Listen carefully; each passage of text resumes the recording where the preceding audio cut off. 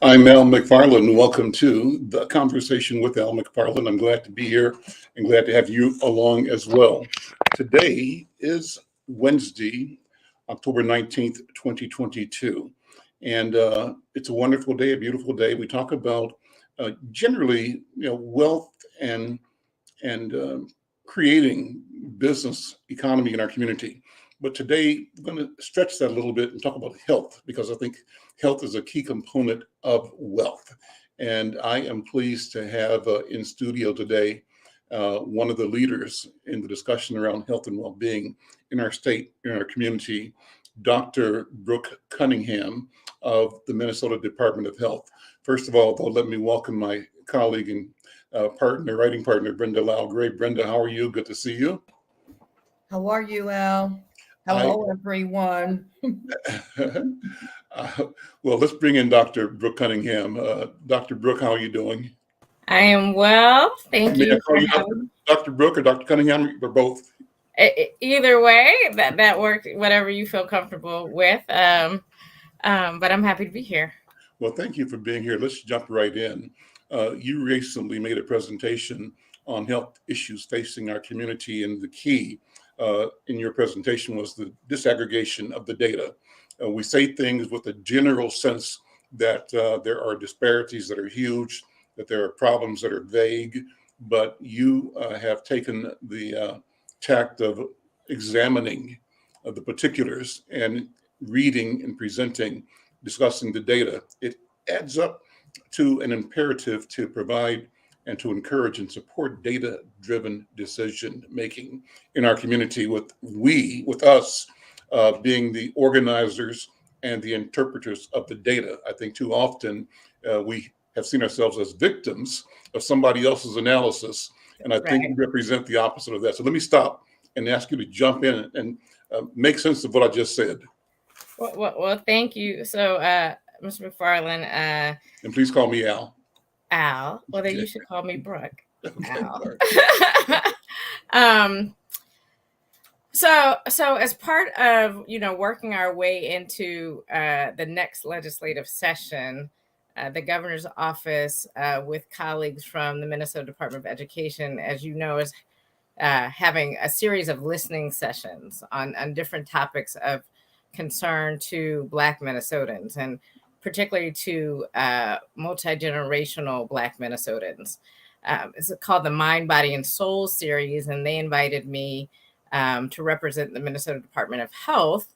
And, MDH, or the Minnesota Department of Health, does data quite well, right? Data is our product, which can be a good or bad thing, right? Because you can't just produce data. We've got to act on data, right? We've got to analyze data appropriately, as you say. We've got to include community in both the production and the analysis. But, I had the opportunity to lift up, I think it was 40 plus slides. I had to move through, skip some of them, move through them quickly.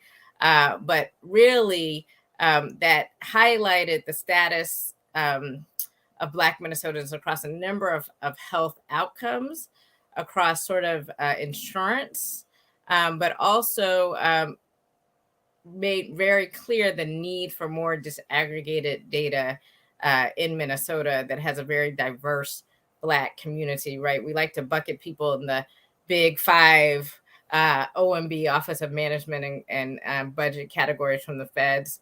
And so Black is a category. But we know that, again, these experiences vary in so many different ways, including by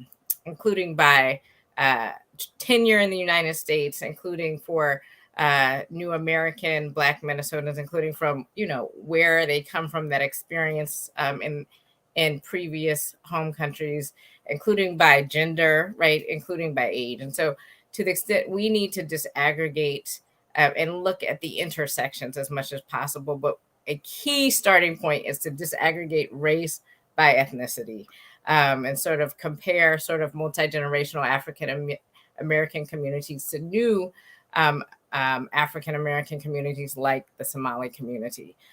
So that's key and that's important. To what end? Why is it important? Why is it key? Right, because we have different experiences, we have different risks, and we have different strategies that we have to use given that, given those different experiences, those different risks, different exposures, different beliefs, worldviews, and a different encounter, right? Tenure, an encounter with race and racism in the American context, right? And so we have to bring all of that into strategies around public health. Let me tell our viewers and listeners that Dr. Cunningham received her doctorate degrees in both medicine and sociology from the University of Pennsylvania. She did a residency in internal medicine at Duke University and completed fellowships in health services research, health policy, and bioethics at Johns Hopkins University and an Academy of Health Deliverance System Science Fellowship at the MEDA Research Institute. You started with a BA in history and African American Studies at University of Virginia, phenomenal, and that you've been a general internist. You are a general internist, sociologist, and assistant professor at the Department of Family Medicine and Community Health at University of Minnesota. And most recently, we talked before, recently, you were appointed Assistant Commissioner for Health Equity Bureau, the Health Equity Bureau at the Minnesota Department of Health. So you've got your sort of a wide table and portfolio to work with and work from. And I guess my question, Dr. Brooke, is all of it, again, is to what end? What's your own personal vision of what your training and your passion, your interest and your intent compel you to do in service of those objectives that you've defined for yourself? How does that play out to the benefit of the state of Minnesota, to your patients, to your students? Right. I think, when I think about my role at the Minnesota Department of Health, I really think about short-term and long-term impact. I really also think about transformation. I think many of us are really tired of looking at the same statistics over and over, and our strategies have not been transformational enough to move the needle. And so that is the question. And I don't have the answer by myself, of course, but that is the question that I want to put on the table at all the tables that I get to sit at in all of those roles. What is the transformational strategy? I do think we have to think about that for the long term. I want the numbers to move. I don't want to be having the same sort of conversation and present the same, 40 plus slides 10 years from now, right? Like, I want to see some change and some different numbers and some different outcomes for people, and some different stories coming out of our lived experience in Minnesota or in healthcare. I will say part of the slide deck that I showed showed that 35% of Black Minnesotans report experiencing discrimination in healthcare over the last year. Coming from my research background, I also know that even higher numbers, if you ask it, have you ever experienced healthcare discrimination? It's more like 85%, right? Like, and this is including when you ask young people if they've experienced discrimination, it might not be healthcare discrimination. And so, but given my space in health, and given the levers at the state, we've got to ask, well, what does that mean? How are we going to respond when we put out a report like the maternal mortality report? And a lot of it calls for interventions just so that people can be birthing people can be listened to when they're saying, I think something is going wrong here. What are the accountability structures that we're going to build? What are the incentives, the payment structures, but then what are the accountability structures? So there are lots of things that I am thinking about long-term to think about transformation that are both carrots and sticks, right? Everybody likes carrots, but sometimes they need sticks, right? And we need to partner differently. And so again, for the long-term transformational strategy, and when we talk about accountability, And when I talk about a session put on right by the state, which is engaging the Black community, what are our accountability structures to really take what we've heard and impact our practice? And so those are really the long-term things that I am focused on. Short term, it's sort of really still getting the Bureau off the ground. Short term is really looking at budget proposals to help me do that. Short term, it's really talking to people about what we can do now and to open folk up to being creative, right? And to thinking about working differently. So a couple of things. One is the phrase comes to mind. I've said a lot and heard it growing up. I use it as part of my marching orders. Our health is our business. Yeah. And it's a call to ask us to see healthcare, wellness differently. It's not a question of just not having a cold or just avoiding a fall, or getting fixed after a fall or a car accident. But it's a question of knowing the apparatus, the process, the systems that all exist to either support my fullest, most complete self, or that have mines and traps that retard and diminish, that marginalize my life and my existence.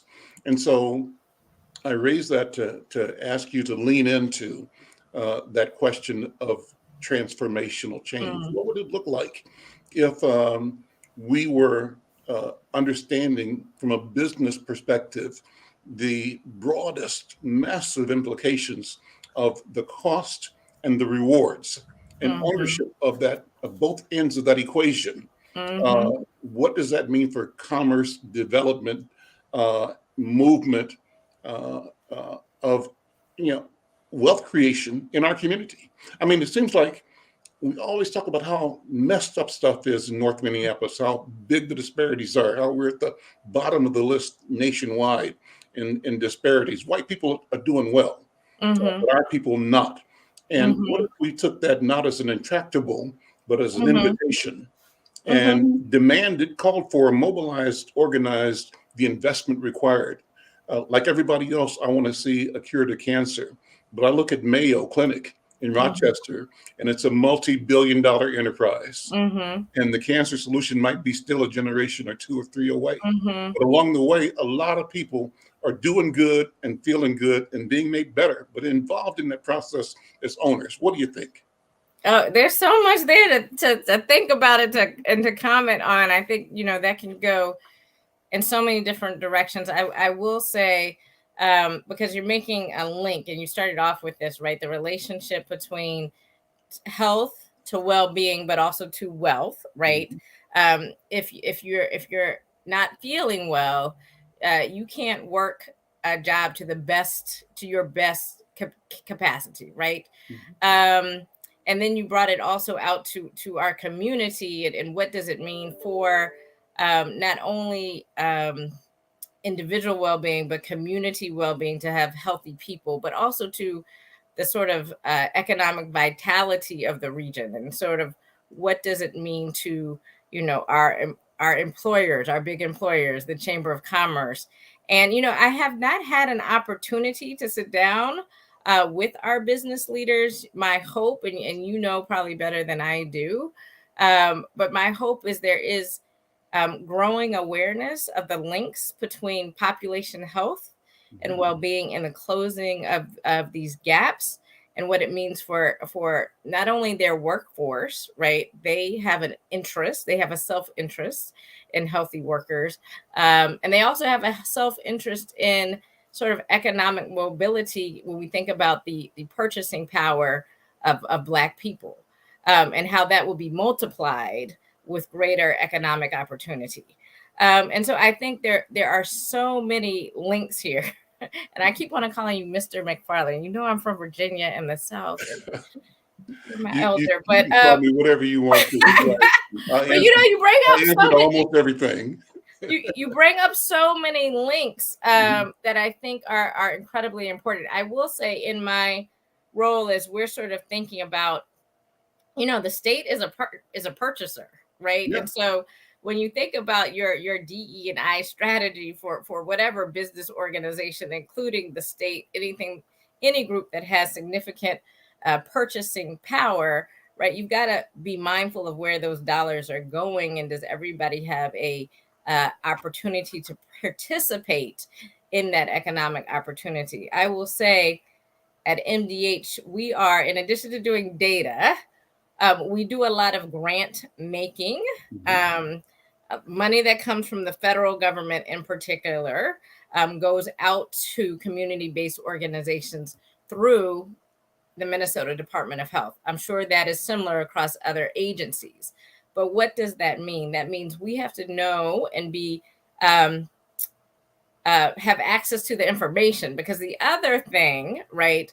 There are information disparities. You were talking about there's health literacy and knowing about your hypertension or your diabetes, but there's also like system literacy, right? Yep. And how do you navigate the healthcare system? But there's also economic system literacy, and when it comes to the state, there are opportunities to be on a like master contractor or a vendor list. How do you get on it? Right? And then at an agency like MDH, when we are aware of the historical and contemporary challenges to positioning yourself in a way that that you can compete for those opportunities, how then what is our role in community capacity building, right? Because if community have solutions, we have to make sure that folk can get those grants, right? And not just the same folk over and over and over again, right? And so part of what I hope to, or what we're trying to put forward, and budget proposals are, they go through, I'm learning, Mr. McFarlane, right? Ms. Brenda, I'm learning.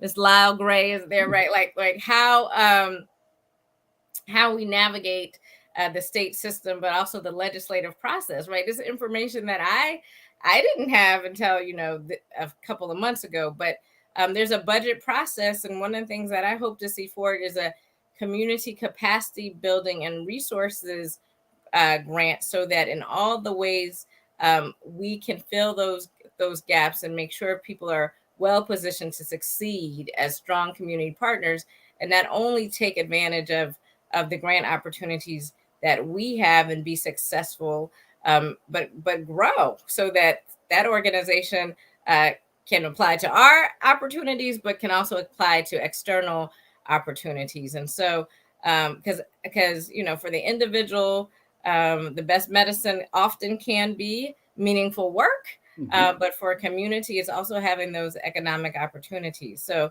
I am mindful of all of these links and hope to be directed in all the ways to take advantage of those. So please, those who are listening to me, and definitely both Mr. Al and Ms. Brenda, y'all can let me know if you are thinking of ways, because the whole thing is the co-think, the co-design, the collaboration that I want to do, because Brooke definitely is not sitting here with all the answers. Dr. Cunningham, I was just sitting here thinking, how are you planning or thinking about disseminating this information, that these resources, grant making or whatever, are available? Are you working through the community centers? How is that happening? Right. Because in Black communities, we're the last ones to get information and trusted information unless we go research and search it out ourselves. Right. No, I think those information gaps are it's key to any sort of opportunity, right? And so we have a couple of mechanisms, Ms. Brenda, that developed mostly through COVID. To be quite honest, from what I can tell, the imperative to address the illness and death that we were seeing from the pandemic made people sort of think about how to interact and reach out to communities in a different way, in a more bi-directional way, in a way that deepened partnership. So there are some structures that were built through COVID, like our community liaison team, our diverse media contractors, our COVID community coordinators who are closer to the community than probably the vast majority of people working at MDH are. And so when opportunities come out, they can get pushed through those networks. And so part of my job, honestly, is that COVID money is going to dry up, right? And, some of our grants go through. We're having a new RFP for some of those groups, but most of this money ends around 2024, mid 2024. And so part of when I'm starting to talk about budget proposals, how do we maintain what we've already built, maintain and extend what we've already built? Some of that has to be through getting additional funding, whether it's state or federal, to keep people who currently work and maintain those systems and those points of connections doing that work.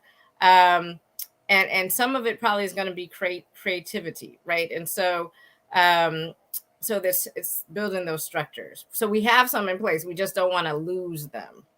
I know you have to run. One more quick question. Seniors are having a very difficult time navigating the health insurance systems. Okay.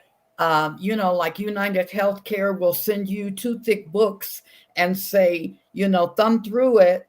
And so you can find out where your plan is. And one lady got sick and she didn't know what hospital, nothing. And I said, we're going to have to take initiative. I mean, Al and I are 75. We went to kindergarten together, so we go way back. And way back then, there was some pretty good insurance for us. Now it's just a maze. It is for a lot of people. And I think that navigating those systems, when you brought that up, that's really important because a lot of them are lost. Yeah. And I think, and again, our CCs, our COVID community coordinators are community-based organizations that MDH funded really to get information out, to provide testing, to get vaccination out. But they often did more than that. I think they did a lot more than that, help people address some of their social determinants of health, like food insecurity. But the other thing that we have to think about, and traditionally this has been called health navigation, but how do we position community-based organizations to help in that health system navigation, right? How do we, if things are online, for example, and you're speaking of elders, and my mother still has AOL. I don't know if y'all got AOL. I'm like, Mom, get off of AOL. I'm not gonna call nobody. But right, and she's 76, right? So, but telehealth is an opportunity, and particularly we're seeing it taken up in the mental health space, right? And if we think about the number of mental health providers who are culturally congruent, we're not going to say culturally competent, but culturally aware, right? When you're looking for somebody to talk to, there's already a shortage, and then sort of if we're talking about Black mental health providers, the shortage is even more dire. And so, but if telehealth is the answer, also, how do we help everyone, right? Seniors and everybody else manage that. And so I think we do have to think about how to position, again, community-based organizations to continue to do that work beyond COVID. And part of it is looking for those opportunities for funding, to be quite honest, so that we can channel that in ways that meet the needs of community members. One thing that I know, to the extent that folk are duly eligible for Medicaid and Medicare, and I will say I'm taking up more of my time, so I'm going to get off. But one of the other slides that I presented showed that 62% of Black Minnesotans are on quote unquote public insurance, right? So that is Medicare, Medicaid, Minnesota Care, right? And the one thing that we know about Medicaid is there's a churn in Medicaid. You got to keep sort of showing up and recertifying your eligibility for Medicaid. Well, what happens to your health when you're uncertain about am I covered? Right. And so sort of Dr. Nate Chomolo and other partners at DHS are really working to make sure that we don't lose people, that there's continuous enrollment on Medicaid. That is not an obstacle to continue to have that insurance that you need. And so that's one Medicaid strategy. But I also hear you about Medicare and how do we help with that navigation?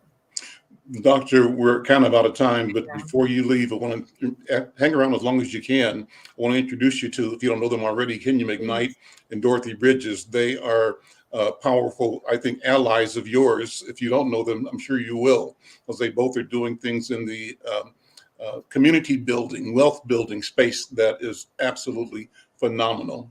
So introducing you to both Kenya, bring them on, Kenya and Dorothy Bridges. They'll be for the rest of the interview here. And I want to say one thing before you leave, again, but stay as long as you're able to. One of my first engagements with the health department was back when AIDS announced itself in our world. And we went to the health department saying you should be using Black media to talk to the Black community about the impact and to dispel the myths that were rampant. The myth was that Black people were the origin of this global, pandemic.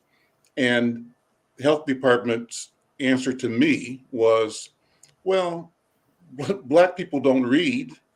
Why should we buy advertising in your newspapers to talk to Black people? Oh, no.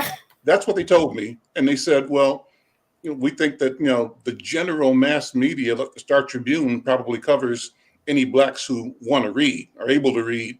And so I said to them, I brought a copy, I think, you ever seen Jet magazine? No, what's that? Well, that's the problem. We don't want to read your mess. We got our own information system that celebrates us, our existence. For us, culture is not a liability. It is an asset. That's right. An asset. We celebrate that. Listen, Doctor, thank you so much. Well, thank you all for the time, and sorry if I took a little extra, but thank you all, and I'll hang around for a second. But if you see me disappear, it's only because that's fine, and you're welcome to jump in the conversation. This is unstructured and open, so this is community. So let me go to Dorothy Bridges and Kenya McKnight, my friends. Good to see both of you. I tell people that Kenya is a cousin of mine.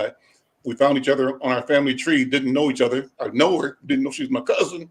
Good to see you. And then Dorothy loves reggae music, so we're connected for that as well. How are you both doing? Too. Dorothy, let me start with you. You've got a new appointment to be leading MEDA, an important organization. You are a banker, a financial world person. And talk about what this next chapter means for you, and in the process, kind of where you've come from, what you've done, and how you see moving our community, our state forward. Okay, can you hear me okay? Yes, perfectly. Okay. Yes, well, first of all, let me say thank you, Al, for the invitation to speak with you about my new journey in this life, and new professional journey that is, and it's called MEDA. It used to be Metropolitan Economic Development Association. And so the acronym MEDA is the one that survives that whole string. As a lifelong banker and a lifelong learner, I've had many opportunities to engage with the organization over the years. As a banker, you first cut your teeth on lending in the consumer world, and then you move over to the commercial world. And that's when your real passion begins for not just banking, but what banking can do to help promote sustainable communities, particularly in Black and Brown communities. I mean, we've got all of the resources to be able to engage in a very intentional way. So this more than 40 years of training in the financial services field has really afforded me the opportunity to live my next phase of my profession even more congruently than I have in the past. And what I mean by congruence is that passion for bringing an economic resource to our communities and really be intentional about how the communities should be better off for the existence of organizations like MEDA and like banks. And so that's one thing that I'm enjoying immensely. I've been here now a little less than 60 days. And every morning I wake up and I ask myself that question, what gets me out of bed? And I go, MEDA gets me out of bed these days. And it's really exciting and energizing to be here. I was on a call yesterday with your team and with a purchasing department team from Target. And one of the things that MEDA does through a group that I'm involved with called Ascend is connect entrepreneurs like me with buyers and decision makers in the corporate world. So thank you for that work. Kenya, let's bring you in at this point, and then we'll come back to Dorothy. Talk about what you're doing with the Black Women's Wealth Alliance. You're really on the ground, you're street level. And I call you sort of a trench warrior. You're grassroots, but you're developing something that's mighty and powerful, visionary. And what you're doing, from my point of view, Kenya McKnight, is mobilizing from within the energy, the expectations, the aspirations of our entrepreneurial class. Is that a fair description? That is a fair description. Thank you for having me on today, Al. And so good to see you, big cousin.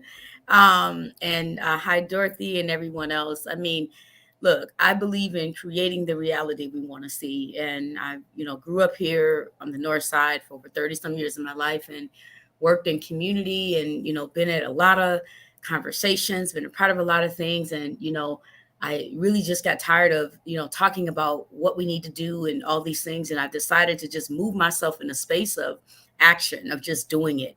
And as hard as that is, as much as I struggled and still, I'm happy to be celebrating 8 years of entrepreneurship at the Black Women's Wealth Alliance and, having a company that has, made over $1 million in revenue and, growing my infrastructure and having staff. And we're doing a strategic plan right now to think about the next 10 years.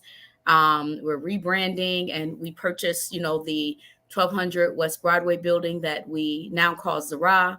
And in the last year and a half, I'm happy to report that we've raised $9 million to renovate this building, to turn it into the first Black holistic wellness complex in the state and North Minneapolis that will be occupied with Black women entrepreneurs who are providing holistic wellness services from acupuncture to massage therapy to Black mental health therapists, birth works, and just all sorts of things that, our community really needs, as part of how we get at our own health disparities. We've got to broaden the modalities, right, and normalize that wellness in our community because we're already in it.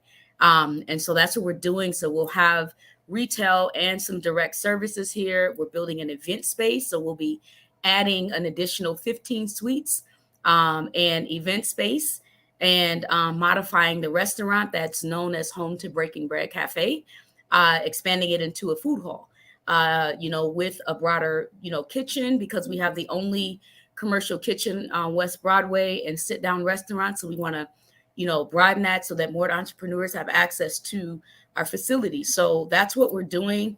That's the work. And in that, I continue to just, inspire, lead, promote, the need for entrepreneurs to stand up strong in this space, to lead what our economic frame looks like by building the Black middle class infrastructure that supports our social, economic, and cultural viability. And if we don't have it, we don't live. We can't survive in this environment without it. So we have to lead it.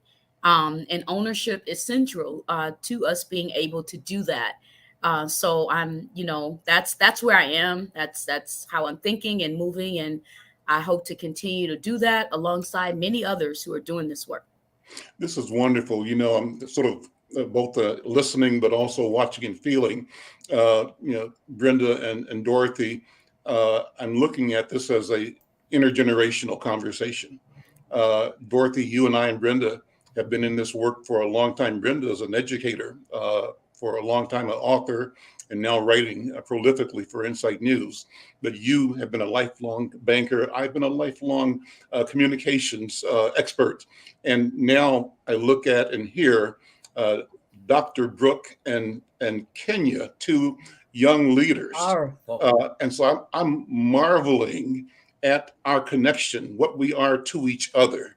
I think you and I have worked for this moment and for this conversation. And I think Dr. Brooke, with her brilliance and intensity, and Kenya with her power and insight into building and doing, that's what this is all about. Dorothy, what do you think? Yeah, I totally agree. And, this is the most hopeful part of what we do, right? That we hope that what our energy and our passion and our determination for making things better captures the youthful spirit that Kenya and Dr. Brooke brings to the table. And it's not a hope that they do things exactly like us. We hope that they bring their own to the table, and that they build something that really adds on to what we establish as what I would consider foundational. This is long work, and it is not something that has an end. It's got to evolve, and it's got to be perpetual, and it's just got to see itself progressing and improving. And so to bring that energy that Dr. Brooke and Kenya have to the table is just, that's one of the things that warms my heart, because I'm quite comfortable that we're leaving things in very, very good hands, Al. What's clear to me is the conviction that each of them brings, a sense of not just urgency, because I think they both talk about the long view and the long work as you've described, but there is a sense of inevitability that what they propose and what they see and what we've talked about is both achievable and achievable now. Dr. Brooke, she's still here. Jump back in the conversation. What are you thinking and feeling? And then can you jump back in and let's have a conversation among us? Yeah. Thank you for the invitation. I just feel encouraged. I love those words from you all. I'm so glad that that's what you see right in us. Like that means so much to me as I go in this work. And I do have to go, but I'm happy you allowed me 1 minute to say that, because it really warms me for not only the rest of the day, but I want to hold it with me as I go. So I'm really grateful for that. Well, just know that as you move, all of us, from my point of view, I'm sure I'm speaking for everybody here, are standing with you, watching you, lifting you, pushing you, supporting you, and expecting that your very best will and continue to emerge victorious at every turn. And Delivering applauding you. value to our people, applauding. Absolutely. Thank you so much. Thank you. Well, I want to call on continue. us. And you too, Kenya. Yes, I call on us as you need and us. look at what you have accomplished. I definitely want to learn more from everybody here. Wonderful things that you all are doing. So I'm sad I gotta leave. We'll see you next time. Thank you so much. Thank you.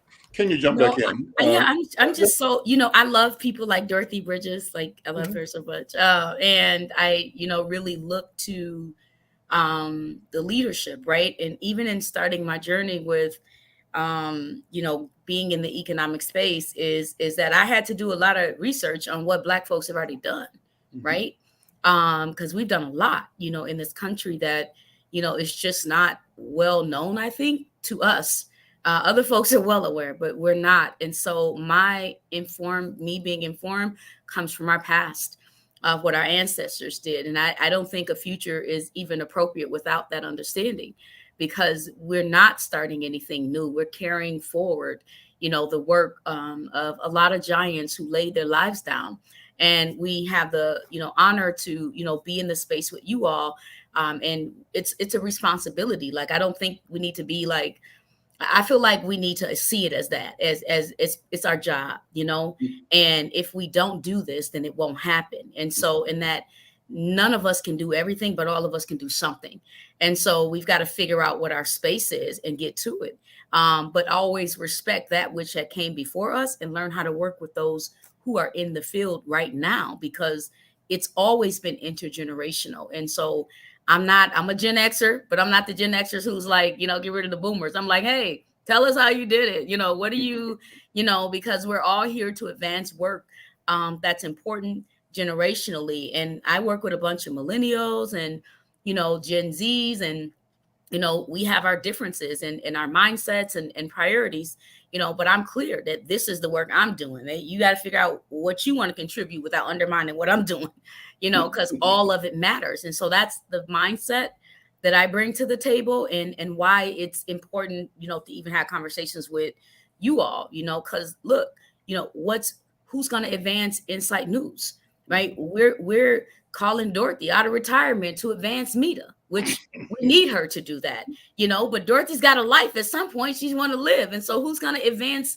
this work, I hope more people from our generations, understand that, and take that on, and not just see it as, well, I'm tired, they've been doing that, we're going to do something else. Like, no, we need to do not the exact same way, but the things that we all are doing matters. So that's my perspective. So Kenya, Dorothy, I think I we love need, I'm that. sorry.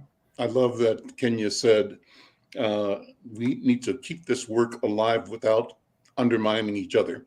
And I want to throw that to you, Dorothy, because I think that there is if not a real perception, but a history, if not a real history, of perception that we do each other in, or that we're susceptible to strategies or ploys by other people to use us to undermine each other, not even willful, or sometimes not intentional. Sometimes it's part of somebody else's strategy that we may not, be really aware of. But what do you think about that? And how do you keep our people focused on the hard work that goes on over a long, long time? And how do we keep from being distracted? What do you think? Yeah, I actually, I was sitting here and listening to Kenya and the fact that Dr. Cunningham earlier, all of the things that we laid out. So listen, none of us around the table think that the issues that we have are new, right? They've been around for decades upon decades. What I'm hoping that is new is our expectation of others when they come to us to say they want to help, to lay it all out, to say, if you want to help, these are the ways that we want you to help. If you can't deliver on those, then we would kindly pass up your offer to help and move to the next one. And I think that is what the younger generation are really, really even more aggressively confident that they have that stake in the ground, and they expect delivery. My generation, your and my generation, we were more of trying to build that strong foundation so that we do know that the work didn't end when we, got a milestone planted in the ground and want to move to the next. We knew that this was going to be intergenerational. And so handing the torch over to others is certainly something that we ought to build in our DNA. Inclusiveness is something that we ought to build, because for so long we've been trained and taught by systems that we could only look at addressing our issues in an incremental way, that the pie is only so big, and however many of you are that exist that need a piece of that pie, the more of you there are, the smaller that pie gets for each of you. And what we're saying is, no, we want a bigger pie, right? And there's enough in the way of resources out there. So you claim that can help us really make some headway in a more intentional way. I mean, look at our foundation systems. The first thing that they do when we walk in the door is, how are you different from this other organization that I'm supporting? And that is that first screen that they pull up to say, if you can't pass this screen, then we're not going to pay much attention, even though we want to try and be intentional about what we're trying to help you solve. And so what we need to do as a group of people is, first of all, own it and say it can be done. Things can be different. We need everybody at the table, make it different. And this time is different. Can you jump in? No, absolutely. And I think for me, the statement about, the intergenerational work is because, I'm a Gen Xer. What's very common across my generation is we got beef with the boomers, right? For whatever reason, I don't, but that's, and so it's this constant conversation to say, look, their work, they've done what they needed to do and they're still holding space because X, Y, and Z. And our job is to bring ourselves to the bar. So that's one part of the conversation have been hearing forever, right? And like, let's quit complaining, like so we see a lot of us are in the entrepreneurial space. Great. Then you have another part of the conversation say it's all about the youth. And I'm saying it's not. It's about all of us. We do have to prioritize what's happening with our young people. Wow, they're dealing with things that some of us had not, because of the type of environment that we're in with, this digital world. And, they have access to information faster, different things that we were shielded from. So we have to, be conscious of, the kind of exposure they have and the impact it has on their mental wellness and just all these other things. So we need to, and they're the largest percentage of our total population, right? Mm-hmm. And so we do have to prioritize, but we don't expel one for the other. All of us matter. And I think the more we can have that conversation, or at least show that in the work we do, like, I have boomers working with me. I'm a Gen Xer. I have millennials, so showing our work intergenerationally from the inside out. And even in the work we do, I think really sends the message, of this holistic approach that we're all still in it together, like still, and continuously to draw on our history, right? Our foundation, the legacy that our ancestors left us, and know that we're expanding that. So I think we need a lot of reconditioning of how we're thinking to understand these things, that it isn't new, right? We're continuing a momentum, and we all got to jump in. So I love learning, and I love doing, but I also am very focused on economics and wealth building. And look, I'm a company, and I operate with all these nonprofits in the business space. I'm not a business development agency, but I understand as a business, what things need to be done. And I try to fill gaps in important ways, and how to help them raise the bar, on how to serve us well. That's what I can bring to the table. So I think, for me, I like everything I heard Miss Dorothy say. And that's one of the reasons why I admire her so much, is being this bridge, right? Like her name is true to her, bridges, right? And we need to continue to be bridges for each other, which is why I land on the middle, right? Because the middle is the bridge to those who have excelled beyond and those who are striving, and continue to building on our middle structure as a community across all areas is important. And the last thing I'll say is that one of the things that I am starting now to come out and speak more, write more, talk more, is because I think the narrative also is imbalanced, right? It is greatly led by an activist approach, and from a deficit approach, right? Of what doesn't exist. And we think that everything needs to be fitting for poverty, when we really need more leaders to talk about prosperity, right. What that is, and not, and to create narrative around how prosperity shows up. It isn't just a job, right? It isn't just affordable housing. Like, it is this middle structure. So I'll leave it there, but I think we gotta, talk about that more to normalize prosperity, success, culture, and vitality in our community. Yeah.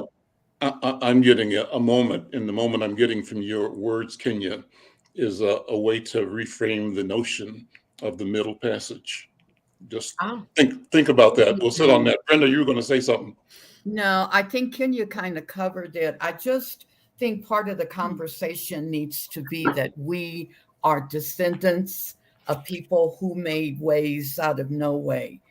And we are some of the most innovative, creative, spiritual people alive, I believe, because we've endured so much and we still send praises up.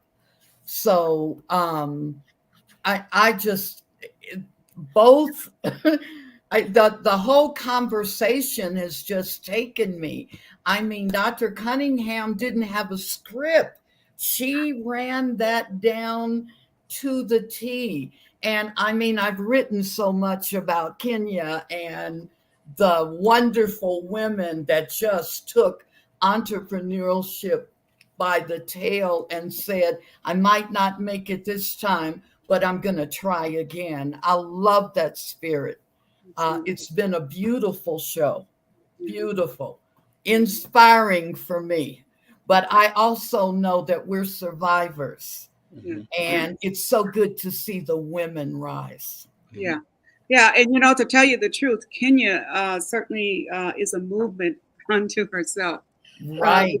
She is really trending in terms of where her focus is for her business and for others to share in the prosperity of her business. And that's mainly Black women in creating the kind of wealth.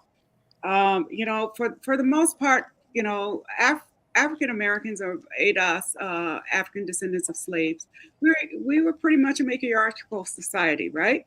That's what we learned. We learned a lot of these things in the economy from our mothers and from the women of our family, and to create an environment like you have, Kenya, with what you are doing is simply fascinating to me. And one that, I'm here. What can I do? How can I help? I'm all in because I think it's absolutely necessary. Sometimes we get set in our ways and we don't want to take too much of a risk. Well, that's clearly not me in any fashion. But just to have that kind of support and explicit support from others who are in a position to really provide that level of support makes all the difference in the world. So please count on me to be there. And it may not be much more than a shoulder to lean on when things get a little bit heavy, but I am here. Thank goodness about MEDA and its 50 years of being in business and what it's been able to create in terms of providing wraparound services for minority-owned businesses. One data bite that I learned is the fastest growing small business in the country are Black women. Mm-hmm. And are you the first Black woman to lead MEDA? I am. And I didn't realize that, but yes, I am. In 50 years. Right. Black women are moving out here in phenomenal still ways. We rise. Exactly right.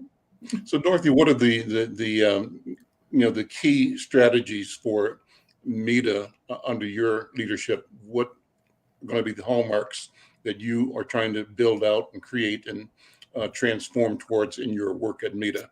Yeah. MEDA has over the years, and I'll tell you what the strategies will be in a minute after this, but MEDA has over the years taken pulses of what we are hearing from our clientele, mainly minority businesses, and what their barriers to success are. And they're multidimensional. In the past, what we've been doing is sort of addressing those dimensions separately as from a silo perspective. And we did it mainly because that's the way the funding sources, right, are established, is in silos. And as we built these products and services, we quickly came to a realization that all of this is needed. And so how do you provide for a business holistically? Using the kind of services that we have from cradle, we call it, cradle to grave client services, right? So in the beginning, as startups, you need a different kind of technical assistance than you might need after you get beyond survival and are looking to the growth phase. You need a different kind of technical assistance.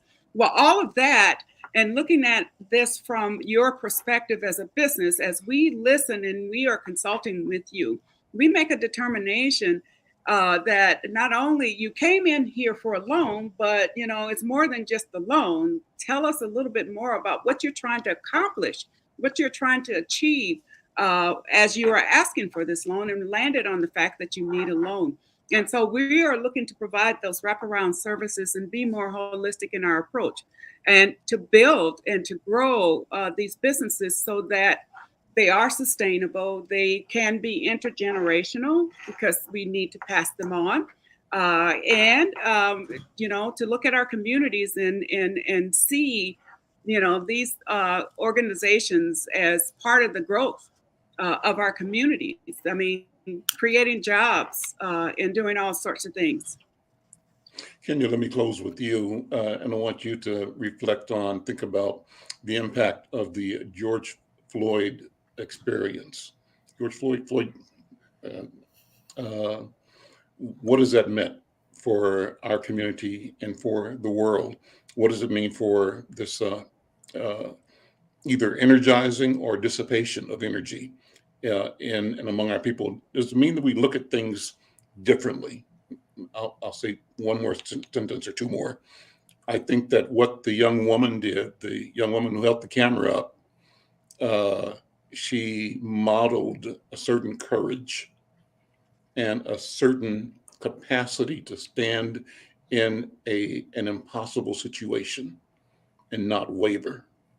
And in doing so, she demonstrated both what is at stake, but our capacity to respond in a way that's proper and that allows us to pursue justice. That's what I think. What does it mean to you, and personally, generation-wise, as a business leader, entrepreneur? Where are we as a people, and where do we go from here? Yeah, I think for the first time for me, I felt like I was I remember my staff crying. I'm like, well, what's going on?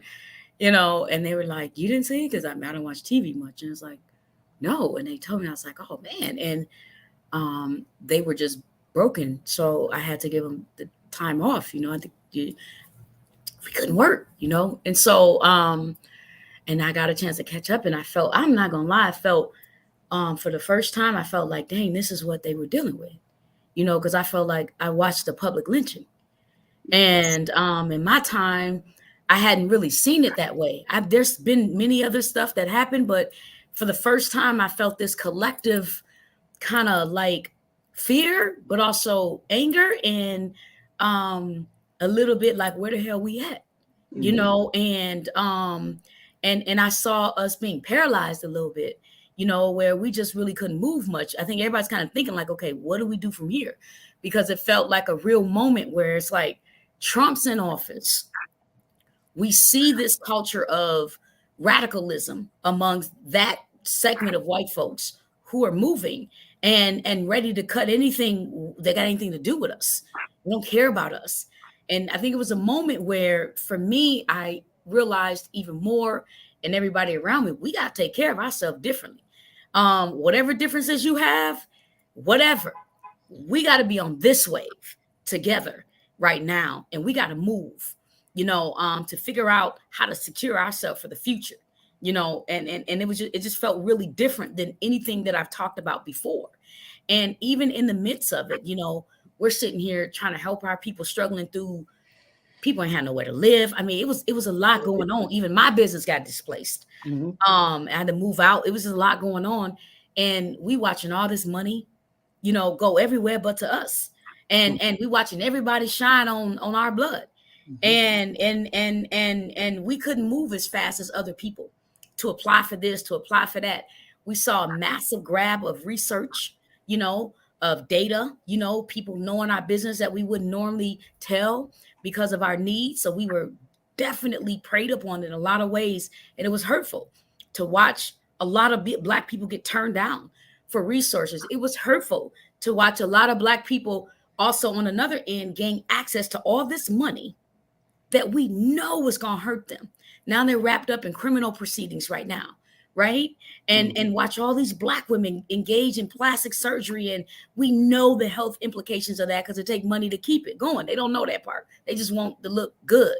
So we watched people who've gone without so much hurt themselves, in this grab, and then other folks who've been working so hard that didn't get much. And I just feel like we are just now a little bit starting to breathe and figure out some steps for ourselves. And some of the money is already gone, unfortunately, a lot of it, while we're just now making our plans. And we're moving as strategically, I think, and more collectively as possible, because across the country, from what I can see and what I've connected with, we're all on the same economic wave. Same story That's everywhere. Yeah. Oh, Listen, sorry, I went over time. this has been a wonderful conversation. We are out of time. Kenya McKnight, thank you so much, dear cousin. Dorothy Bridges, dear neighbor in North Minneapolis, thank you so much. Yes. Brenda, thank you as always. And thank you, our viewers and listeners. Like, share, tell somebody that we're here every day at 1 o'clock, and we want to just have what we call a robust conversation, doing the slow work to transform ourselves and the world. We believe we can, we believe we should, we believe we must. I'm Al McFarlane. This is The Conversation. We'll see you. Thank you.